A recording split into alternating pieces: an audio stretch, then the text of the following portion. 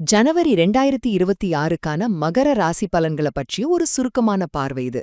மகர ராசிக்காரங்களுக்கு இந்த மாசம் ஏன் ரொம்ப ஸ்பெஷல், எதுலெல்லாம் கவனமா இருக்கணும்னு வாங்க பார்க்கலாம். முதலாவதா ஒரு முக்கியமான தேதியை குறிச்சு வச்சுக்கோங்க. ஜனவரி 14.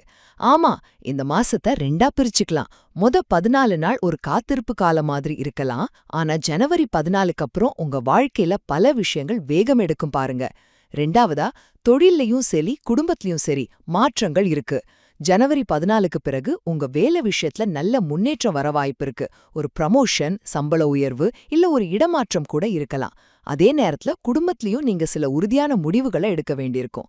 வெளிநாடு சம்பந்தப்பட்ட விஷயங்களுக்கும் நல்ல நேரம்னு சொல்லலாம். கடைசியா உங்க மனநிலை.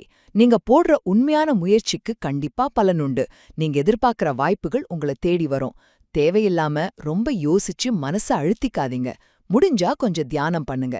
வீட்ல இருக்கிற பெரியவங்க மட்டும் கொஞ்சம் கவனமா இருக்கணும், சரிங்களா? சுருக்கமா சொல்லணும்னா, ஜனவரி 14ஆம் தேதிக்கு பிறகு முக்கியமான மாற்றங்கள் வரப்போகுது. அதனால நம்பிக்கையோட தயாராக இருங்க.